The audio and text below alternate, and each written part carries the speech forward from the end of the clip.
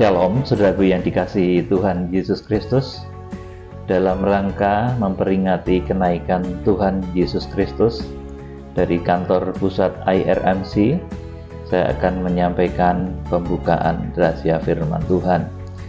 Saat ini saya akan mengambil tema Tuhan Yesus naik ke surga untuk datang kembali.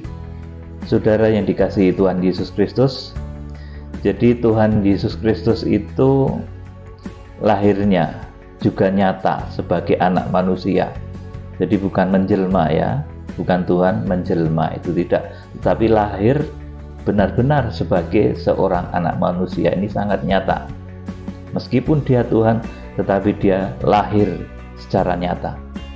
Kemudian ketika sengsara, kemudian mati di kayu salib, itu juga nyata. Banyak yang melihat dan menjadi saksi. Kemudian ketika Tuhan Yesus itu dibangkitkan dari kubur, itu juga peristiwa yang nyata dan saksinya banyak. Saudara yang dikasihi Tuhan Yesus Kristus, demikian pula ketika Tuhan Yesus Kristus itu naik ke surga, itu juga nyata dan banyak saksinya. Saudara, Tuhan Yesus Kristus itu naik ke surga yang saat ini kita peringati, itu bukan maksud untuk meninggalkan kita, saudara, tetapi suatu ketika nanti Tuhan akan datang kembali. Ada dua perkara besar yang akan dikerjakan Tuhan ketika nanti dia datang. Yang pertama itu Tuhan datang untuk menghakimi bumi. Kemudian selanjutnya dia datang untuk menjemput mempelainya, mempersiapkan rumah bagi mempelai wanita. Saudara yang dikasihi Tuhan Yesus Kristus, pada saat Tuhan Yesus Kristus datang itu seperti halnya ketika dia lahir itu saksinya banyak, betul-betul nyata, saudaraku. Kemudian ketika mati, dikuburkan, bangkit, itu juga saksinya itu banyak. Demikian pula nanti ketika Tuhan Yesus Kristus itu datang, itu saksinya juga banyak dan nyata. Kita akan membaca kitab Wahyu pasal 1 ayat yang ke-7. Pak Evangelis Nendra dibacakan. Lihatlah, dia datang dengan awan-awan, dan setiap mata akan melihat dia, juga mereka yang telah menikam dia, dan semua bangsa di bumi akan meratapi dia. Amin. Amin. Ya. Jadi ketika Tuhan Yesus Kristus nanti datang di awan-awan, itu setiap mata akan melihat dia, juga mereka yang menikam dia. Artinya ketika Tuhan Yesus Kristus datang itu bukan sembunyi-sembunyi, saudaraku, tetapi semua mata akan melihat dia. Artinya ini saksinya itu betul-betul nyata. Saudara yang dikasihi Tuhan Yesus Kristus, kemudian di dalam Kisah Rasul pasal 1 ayat 6 sampai 11, di sana ketika Tuhan Yesus akan naik ke surga, itu murid-murid itu masih bertanya pula, saudara, kapan dia akan datang lagi, tetapi tetap Tuhan tidak mau bilang. Saudara, di sini nanti mengandung satu rahasia besar, bahwa kalau Tuhan Yesus Kristus itu naik ke surga, ternyata dia datang untuk kembali. Saudaraku, dia diangkat, dia naik ke surga, itu bukan untuk meninggalkan kita, tetapi dia pergi untuk kembali. Saudara yang dikasihi Tuhan Yesus Kristus, Kisah Rasul pasal 1 ayat 6 sampai 11. Yuk dibacakan. Yesus terangkat ke surga. Ya. Maka bertanyalah mereka yang berkumpul di situ, Tuhan, maukah engkau pada masa ini memulihkan kerajaan bagi Israel? Jawabnya, engkau tidak perlu mengetahui masa dan waktu yang ditetapkan Bapa sendiri menurut kuasanya. Amin. Di sini dulu. Jadi di sini Tuhan itu tetap ditanya. Ya, sifatnya murid itu pengennya ngerti segala sesuatu yang belum boleh dikatakan, tetapi Tuhan menjawabnya juga tetap konsisten mengenai kairos, saudaraku. Itu tidak ada yang mengerti. Kairos itu apa tuh, saudaraku? mengenai masa dan waktu yang ditetapkan Bapa. Saudaraku, artinya apa? Kalau kita kronologisnya kitab Wahyu itu sudah tahu 7 tahun terakhir itu kejadiannya itu seperti apa. Itu namanya kronos, saudaraku, kronologi. Itu sudah saya sering ajarkan pada saudara.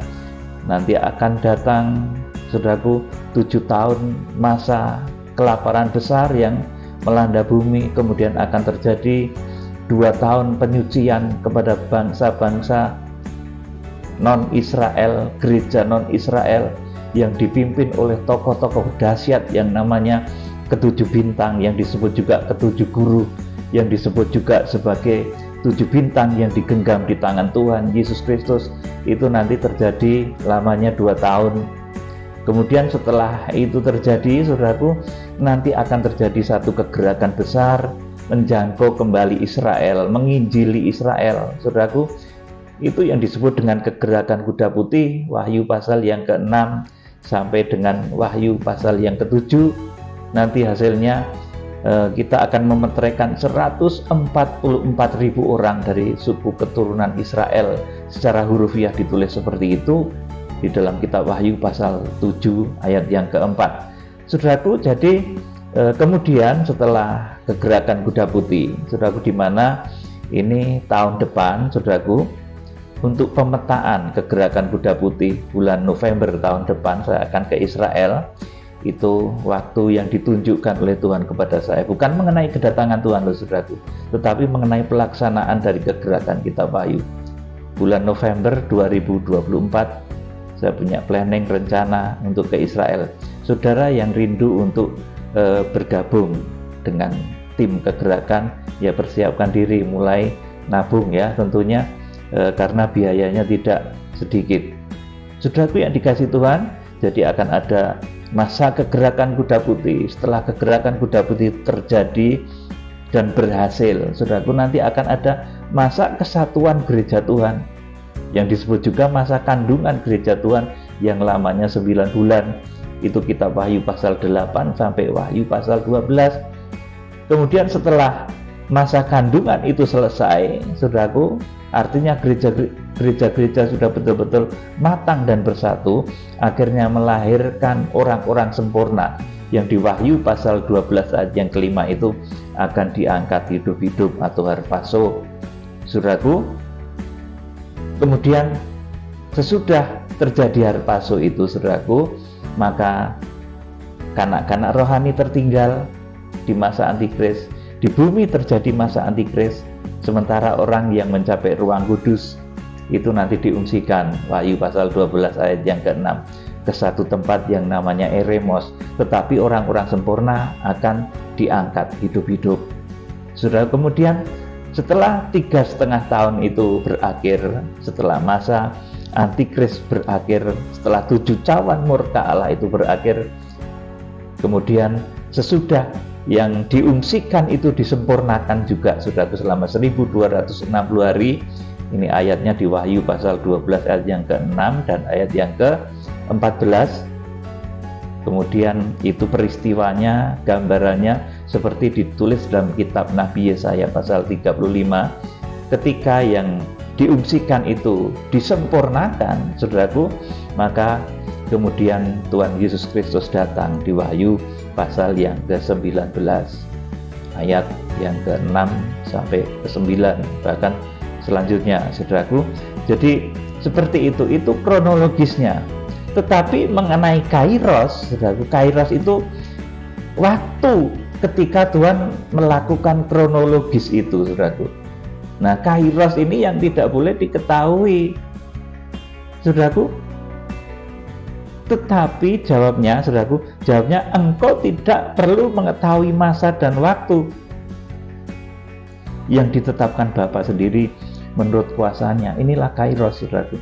Jadi kairos itu ketika Tuhan menjalankan kronologi kitab Wahyu atau kronosnya. Saudara yang dikasih Tuhan, jadi kiranya saudara menjadi paham. Saya sudah mengajar tentang kronologis kitab Wahyu. Di akhir zaman akan muncul 7 tokoh dahsyat yang dipakai oleh Tuhan, yang menggembalakan jemaat-jemaat dengan cara malaikat. saudaraku, sehingga bisa menjangkau seluruh penjuru bumi. Saudaraku, selanjutnya juga nanti kronologi kitab Wahyu itu akan dikerjakan Tuhan di dalam waktunya Tuhan. Itulah yang disebut dengan kairos, di mana kairos itu tidak diberitahukan oleh Tuhan. Selain nanti ketika Wahyu pasal 10 ayat 1 sampai 4 itu digenapi, seorang malaikat kuat turun dari surga itu menyatakan berita penyelamatan atau berita palsu. Itu pun yang disampaikan Tuhan bukan hari kedatangannya, saudaraku, tetapi itu hari penyelamatan, hari pengangkatan, hari pengungsian, hari terjadinya masa antikris. Saudara yang dikasih Tuhan, kita akan melanjutkan bahwa Tuhan Yesus Kristus itu naik ke surga. Itu, saudaraku, bukan untuk meninggalkan kita. Dia pergi untuk kembali, saudaraku. Wah, ini sangat puitis ya, saudaraku. Dia pergi untuk kembali. Kembali untuk apa? Menghakimi dunia yang pertama, bersama-sama orang-orang kudusnya.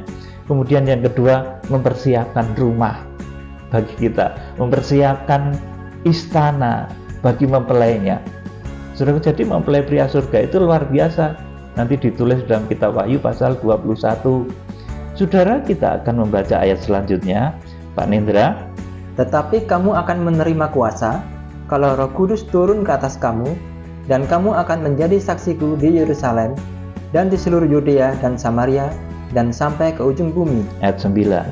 Sesudah ia mengatakan demikian, terangkatlah ia disaksikan oleh mereka, dan awan menutupnya dari pandangan mereka. Amin. Sampai di sini saya terangkan. Jadi kalau Tuhan Yesus itu ketika lahir itu ada saksinya, banyak saksinya. Ketika mati disalibkan, ketika bangkit dari kubur itu banyak saksinya, saudaraku. Nah, ketika dia datang itu juga nanti banyak saksinya. Demikian pula ketika dia diangkat itu saksinya banyak, saudaraku. Jadi kalau kita ngomong tentang sesuatu yang bersifat ilahi, firman Tuhan, itu, saudaraku, seorang yang dipakai Tuhan itu akan ada kesaksiannya, akan ada saksi yang banyak sekali, saudaraku, dan saksi-saksi real, saudaraku. Jadi kalau seorang hamba Tuhan itu dipakai di dalam satu kegerakan akhir zaman, itu bukan omongan saja, tetapi akan ada saksi yang real, yang akan menyatakan, yang akan membuktikan bahwa dia dipakai oleh Tuhan. Saudara, karena banyak sekali ya orang itu telepon sama saya, Pak Peter, sayalah malaikat yang berwajah matahari itu. Ya, saudaraku, saya cuma jawab, kalau memang Anda yang seperti itu, Anda akan disertai dengan kekuatan Tuhan yang memang menyertai dan menandai apa yang dicirikan oleh Wahyu pasal 10 itu. Lalu saya ini yang menyampaikan tentang kegerakan kitab Wahyu, saya sendiri nggak berani kok ngaku seperti itu, saudaraku. Tetapi lewat apa yang saya sampaikan, ini nanti di akhir zaman, saudaraku, akan ada orang-orang yang dipakai oleh Tuhan secara luar biasa. Dan ini nanti tokoh-tokoh yang dipakai itu, dia memiliki kesaksian yang real, saudaraku, jadi nyata, betul-betul nyata. Saudara yang dikasihi Tuhan, diteruskan Pak Nindra. Ketika mereka sedang menatap ke langit waktu ia naik itu, tiba-tiba berdirilah dua orang yang berpakaian putih dekat mereka, dan berkata kepada mereka, "Hai orang-orang Galilea, mengapakah kamu berdiri melihat ke langit? Yesus ini yang terangkat ke sorga meninggalkan kamu, akan datang kembali dengan cara yang sama, seperti kamu melihat dia naik ke sorga." Amin. Jadi Yesus ini yang ketika naik itu disaksikan oleh orang-orang banyak, orang-orang Galilea, saudaraku, nanti akan datang kembali dengan cara yang sama seperti kamu melihat dia naik ke surga, saudaraku. Jadi kalau sesuatu yang dahsyat terjadi pada Tuhan, itu saksinya banyak. Saksi di langit, di bumi, di surga. Saksi di langit itu para malaikat, saksi di bumi itu manusia yang hidup, yang punya darah dan daging. Saudaraku, itu akan menjadi saksi dari apa yang dilakukan oleh tokoh-tokoh akhir zaman.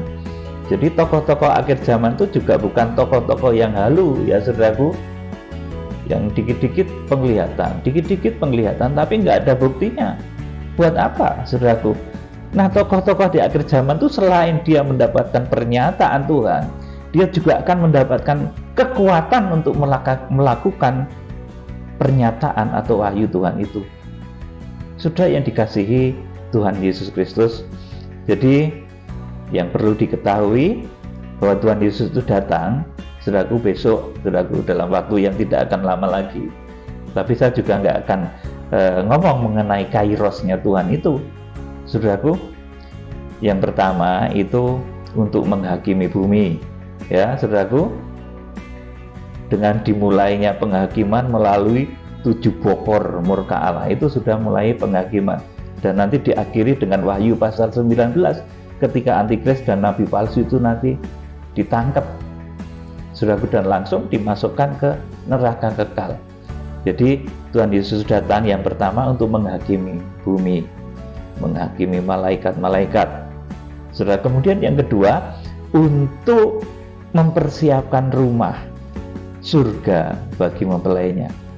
Saudara yang dikasih Tuhan, seorang mempelai pria yang baik itu pasti dia selalu memikirkan bagaimana supaya mempelai wanitanya itu mendapatkan tempat yang baik, yang nyaman. Saudaraku, seperti itu, kurang lebih seperti itu, saudaraku. Jadi Tuhan Yesus itu selain dia nanti akan datang lagi untuk menghakimi, itu memenuhi apa yang ditulis Rasul Paulus juga, bahwa tidak tahukah kamu bahwa orang-orang kudus akan menghakimi dunia. Saudaraku, itu saudaraku, Tuhan Yesus datang untuk menghakimi dunia, tentunya bersama-sama dengan orang-orang kudus, saudara, karena dikatakan Tuhan datang itu bersama beribu-ribu orang kudusnya. Saudaraku, kita sekarang akan melihat Yohanes pasal 14 ayat 1 sampai 3. Ini Tuhan itu naik ke surga itu bukan untuk piknik gitu, enggak saudaraku ya, tapi untuk mempersiapkan segala sesuatu, mempersiapkan rumah sejati bagi mempelai wanitanya, rumah yang terindah, tempat istana terindah untuk mempelai wanitanya. Kita akan membaca Yohanes 14 ayat 1 sampai 3. Ayo dibacakan. Janganlah gelisah hatimu, percayalah kepada Allah, percayalah juga kepadaku. Terus, di rumah Bapakku banyak tempat tinggal. Jika tidak demikian, tentu aku mengatakannya kepadamu, sebab aku pergi ke situ untuk menyediakan tempat bagimu. Amin. Jadi Tuhan naik ke surga, Tuhan pergi ke surga, saudaraku, itu untuk mempersiapkan tempat bagimu, bagi kita, yang namanya nanti di Wahyu pasal 21 itu adalah Yerusalem baru. Yuk ayat 3. Dan apabila aku telah pergi ke situ dan telah menyediakan tempat bagimu, aku akan datang kembali dan membawa kamu ke tempatku, supaya di tempat di mana aku berada, kamu pun berada. Iya, ini mempelai pria, saudaraku. Dan apabila aku telah pergi ke situ dan telah menyediakan tempat bagimu, saudara, ketika Tuhan itu membentuk bait Allah yang sejati, saudara, membentuk Yerusalem baru, saudaraku. Dan apabila aku pergi ke situ dan telah menyediakan tempat bagimu, aku akan datang kembali dan membawa kamu ke tempatku. Ini maksud dari naiknya Tuhan Yesus Kristus itu, saudaraku.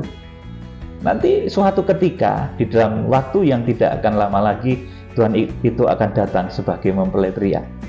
Saudara, kalau kita mendengar kisah-kisah pilu, kisah-kisah yang romantis di dalam percintaan, ya saudaraku, sebelum menikah, seorang laki-laki itu biasanya merantau, mencari segala sesuatu, menghilang sesaat gitu, saudaraku, untuk mempersiapkan segala sesuatu untuk kemuliaan mempelai wanitanya. Demikian pula Tuhan Yesus, sebelum dia datang dengan penuh kemuliaan, karena ketika dia datang 2000 tahun yang lalu, itu mempelainya itu nolak, saudaraku, menolak, karena dipandang dari segi manapun, Tuhan Yesus itu lahir sebagai anak Maria, anak Yusuf si tukang kayu.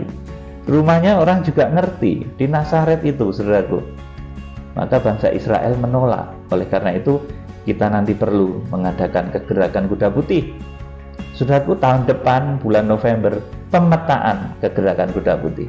Ya, saudaraku, saya belum melakukan, belum menyatakan itu kegerakan, tapi pemetaan. Tetapi nanti kalau pada perkembangannya itu merupakan waktu yang ditetapkan Tuhan, ya kita mau tidak mau tetap harus kerjakan. Saudara yang dikasihi Tuhan Yesus Kristus, jadi diulangi ayat yang ketiga, Pak Nendra, dari Yohanes pasal 14 tadi, ayat yang ketiga. Dan apabila aku telah pergi ke situ dan telah menyediakan tempat bagimu, aku akan datang kembali dan membawa kamu ke tempatku, supaya di tempat di mana aku berada, kamu pun berada. Amin. Saudaraku, jadi Tuhan Yesus Kristus yang naik ke surga secara real itu dilihat oleh yang di surga, itu malaikat, saudaraku. Kemudian yang di bumi itu manusia darah daging, itu menjadi saksi atas kedatangan, atas diangkatnya Tuhan Yesus maupun kedatangannya nanti. Maksudnya ada dua, saudaraku.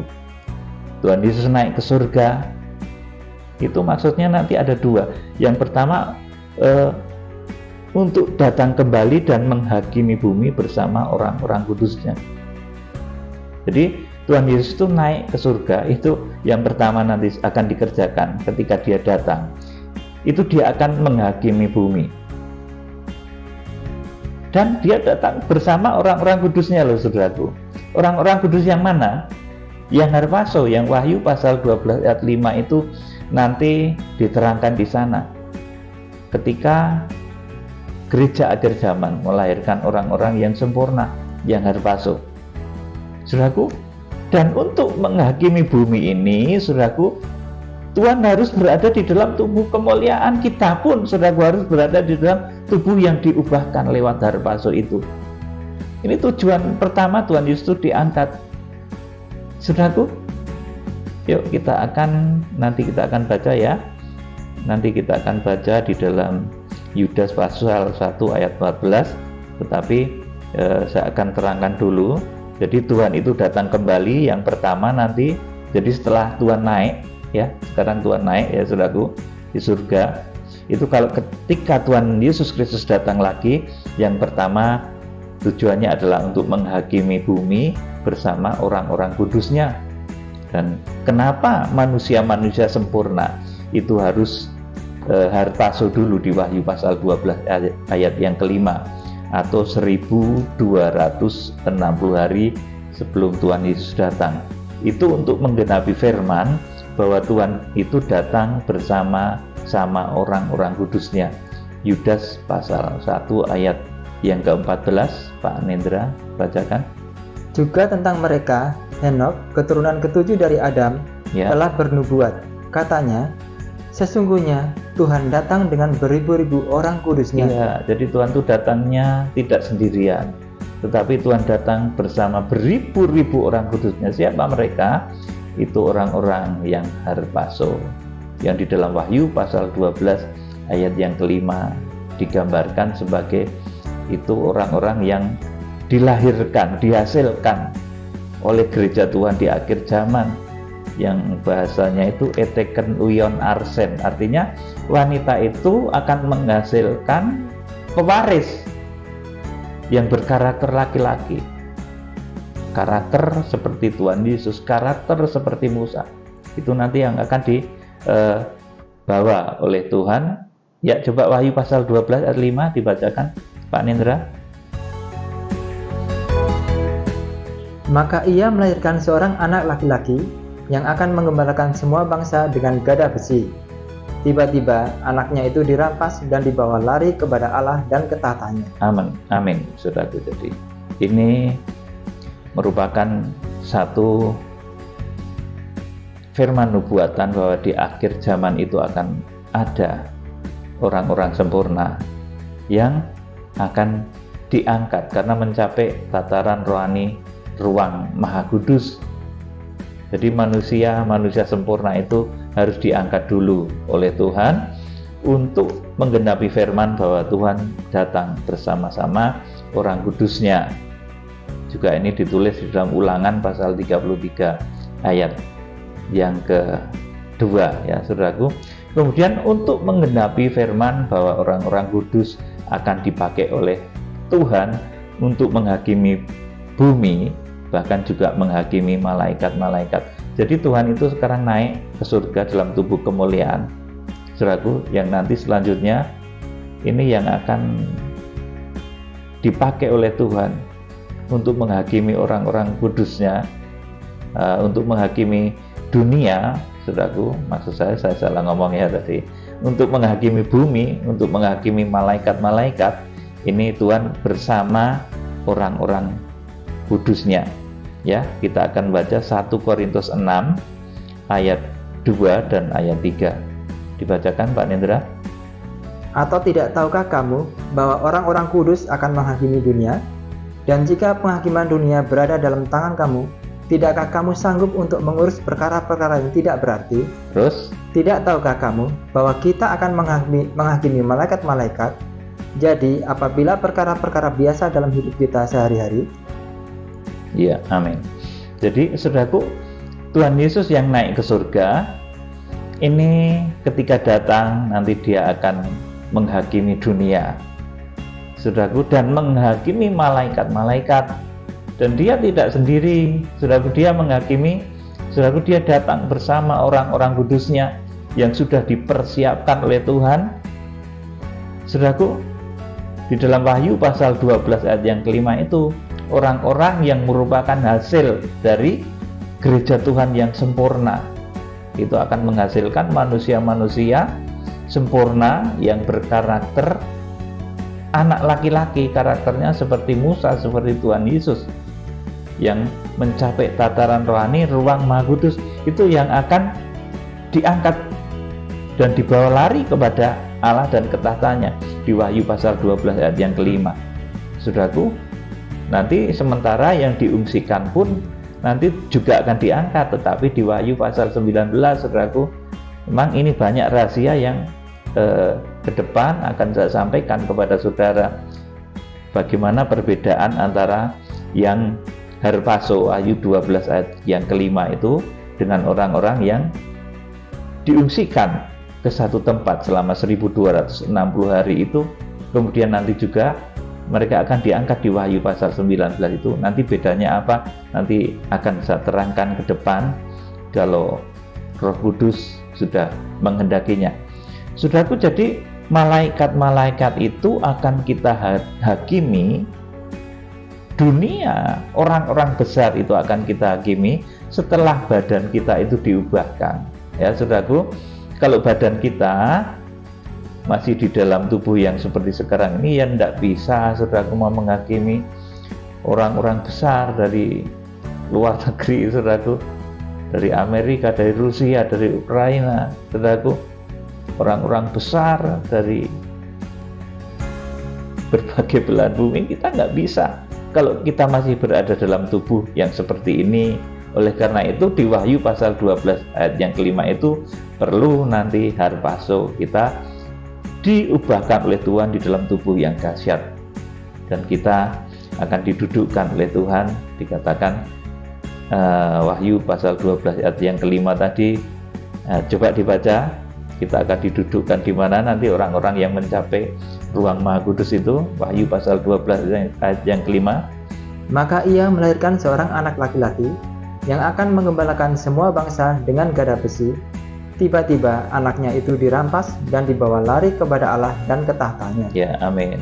Inilah kenyataan manusia-manusia sempurna yang merupakan badannya Tuhan Yesus, yang nanti akan diajak oleh Tuhan Yesus untuk menghakimi bumi. Ya, saudaraku, jadi Tuhan Yesus datang nggak sendirian. Ini tujuan harpazo itu, saudaraku. Jadi tujuan harpazo itu bukan nanti terus melayang-layang di langit, saudaraku. Tidak, saudaraku, supaya kita bisa menghakimi bumi.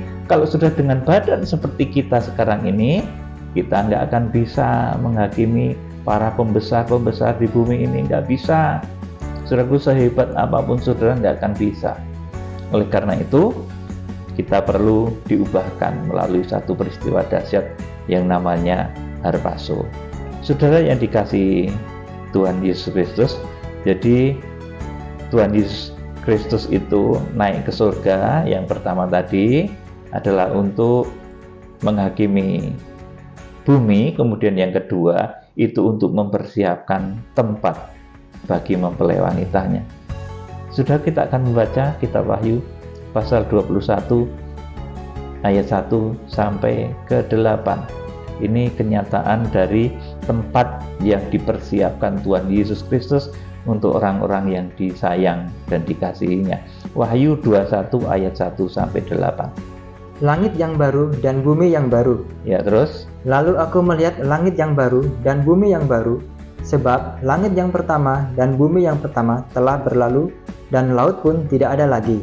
Terus? Dan aku melihat kota yang kudus, Yerusalem yang baru, turun dari sorga, dari Allah, yang berhias bagaikan pengantin perempuan yang berdandan untuk suaminya. Amin. Sampai di sini dulu.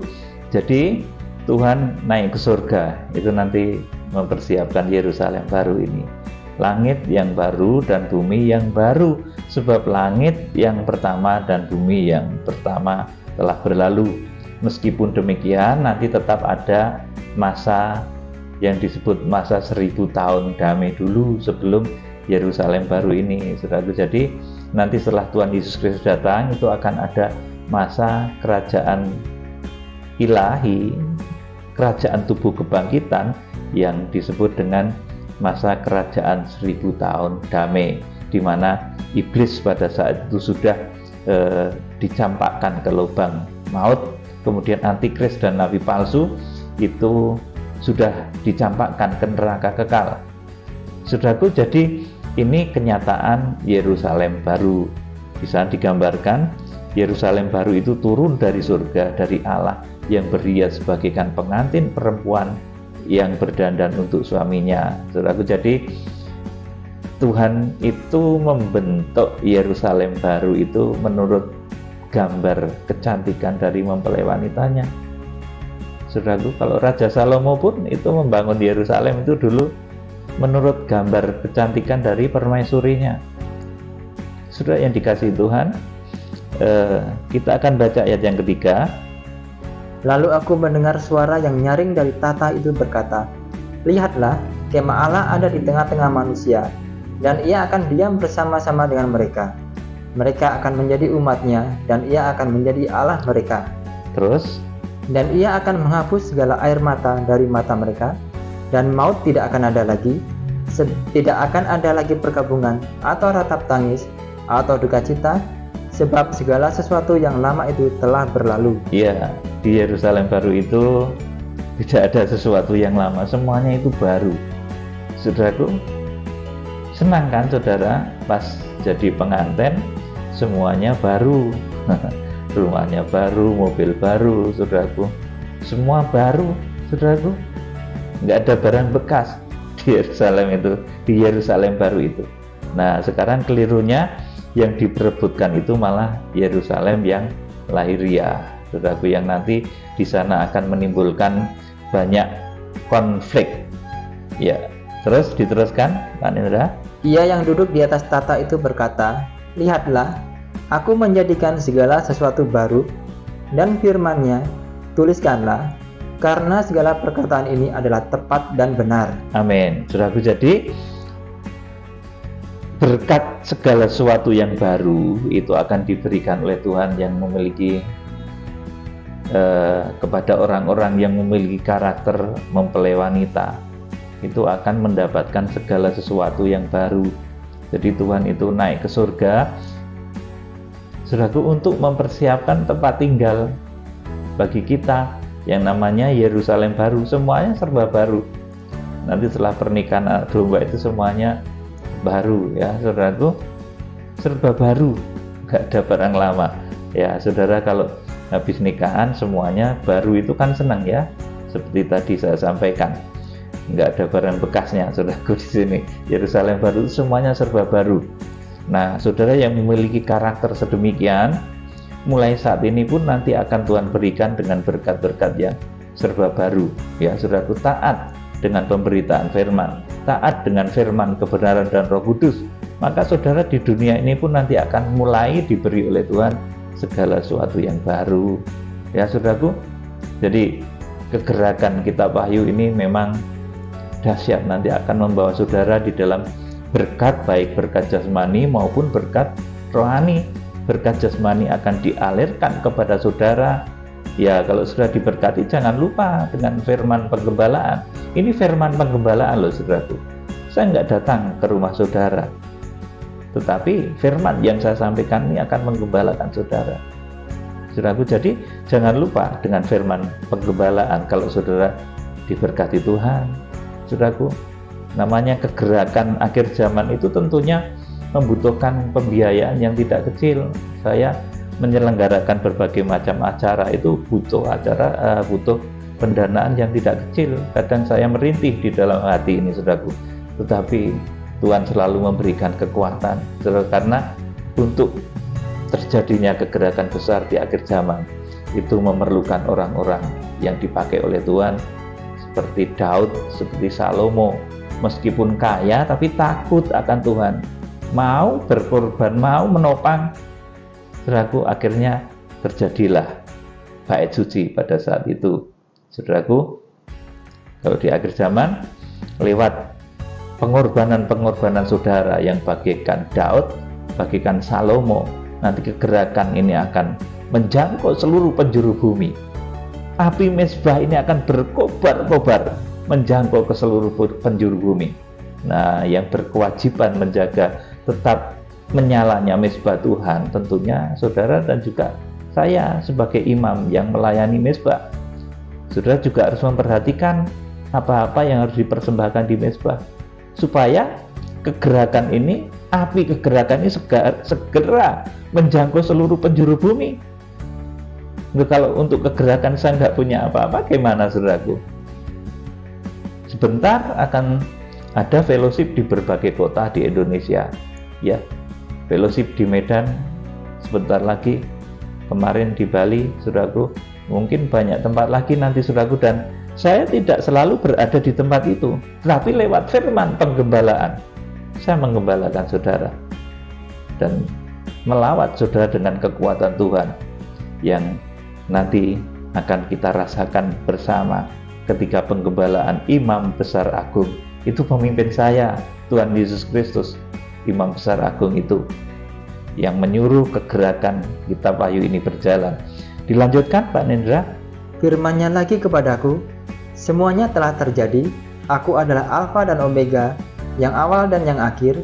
Orang yang haus akan kuberi minum dengan cuma-cuma dari mata air kehidupan. Terus, barang siapa menang, ia akan memperoleh semuanya ini, dan aku akan menjadi Allahnya, dan ia akan menjadi anakku. Terus, tetapi orang-orang penakut, orang-orang yang tidak percaya, orang-orang keji, orang-orang pembunuh, orang-orang sundal, tukang-tukang sihir, penyembah-penyembah berhala, dan semua pendusta, mereka akan mendapat bagian mereka di dalam lautan yang menyala-nyala oleh api dan belerang. Amin. Saudaraku, jadi saya ulangi lagi sebagai garis besar dari pemberitaan firman saat ini, bahwa kalau 2000 tahun yang lalu Tuhan naik ke surga, itu nyata, disaksikan banyak orang. Sebelum naik itu dia juga bangkit, saudaraku. Itu nyata disaksikan banyak orang, kuburannya terbuka, batu yang menutupi kubur itu terbuka, ada malaikat yang bercahaya, saudaraku. Kemudian orang-orang penjaga juga pada melihat, saudaraku. Kemudian perempuan-perempuan yang datang juga lihat secara real, nyata. Dan ketika nanti saudaraku, Tuhan itu diangkat, saudaraku, Tuhan naik ke surga seperti yang kita peringati saat ini, itu saksinya orang-orang Galilea banyak banget, saudaraku. Jadi sebelum Tuhan itu naik ke surga, sebelum dia datang kembali, dia sudah bangkit, saudaraku. Jadi ini yang harus sudah ketahui, dan kedatangan Tuhan Yesus yang akan segera kita sambut, karena saat ini dia naik ke surga, sudah naik ke surga, sebentar lagi dia akan turun, dia akan datang kembali Saudaraku, dinyatakan tadi di dalam satu ayat yang kita baca, aku akan datang kembali di Yohanes pasal yang ke-14 tadi, aku akan datang kembali, aku akan datang kembali dan membawa kamu ke tempatku. Yohanes pasal 13, bukan Wahyu ya, Yohanes pasal 14 ayat yang ketiga tadi kita membaca seperti itu. Jadi ketika Tuhan Yesus naik ke surga, yang pertama nanti dia akan datang kembali dengan maksud untuk menghakimi bumi, dan prosesnya tentunya sudah bolak-balik saya terangkan di dalam kronos dari kitab Wahyu, kronologi kitab Wahyu. Kemudian yang kedua, Tuhan akan mempersiapkan tempat untuk mempelainya, mempersiapkan bait Allah sejati, mempersiapkan Yerusalem baru. Saudara, kiranya Tuhan Yesus memberkati saudara mulai saat ini dengan berkat yang serba baru. Ya, saudara pahami firman yang saya sampaikan. Kalau saudara memiliki hati mempelai, saudara akan diberi berkat yang serba baru. Ya, saudara akan memperoleh berkat yang serba baru. Dan kalau saudara diberkati dengan berkat-berkat yang serba baru, jangan lupakan firman penggebalaan. Jadi itu yang akan dikerjakan oleh Tuhan, dua hal besar tadi. Kalau dia sudah naik, dia akan datang kembali. Pertama untuk menghakimi bumi, yang kedua dia akan membawa kita ke satu tempat yang sudah Tuhan bikin, yang namanya Yerusalem baru, surga samawi yang begitu indah. Kiranya Tuhan Yesus Kristus memberkati. Salam penuaian.